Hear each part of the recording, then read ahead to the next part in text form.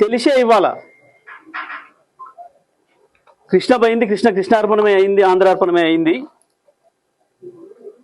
రాజశేఖర రెడ్డి దుర్మార్గంగా 350 టీఎంసీల నీళ్ళ పలిగిన ప్రాజెక్టులను కట్టి కృష్ణ దోసుకపోతుంటే ఆనాడు ఈ కాంగ్రెస్ ప్రభుత్వాలు మీరెవరు మాట్లాడలేదు, తెలుగుదేశం కూడా ఎప్పుడు ఒక మాట మాట్లాడలేదు.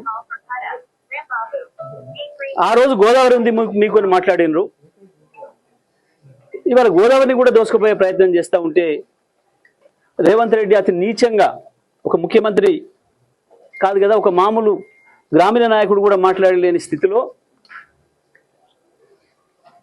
మా నీళ్లు మమ్మల్ని వాడుకొని ఇస్తే మీకు అవకాశం ఇస్తాం, ఇంతకు మించిన దరిద్రపు కొట్టు మాట ఇంకొకటి ఉండదు. మన నీళ్లు మనం వాడుకోవడానికి వాడేవాడు అవకాశం ఇచ్చేది, వాడేవాడు మనకు అనుమతి ఇచ్చేది. మనవి కదా నీళ్లు, మన హక్కులు కదా. ఎందుకు ఆ రకంగా రేవంత్ రెడ్డి ప్రాధేయపడుతున్నాడు? తన పదవిని కాపాడుకోవడం కొరకు తప్ప ఇంకొకటి కాదు.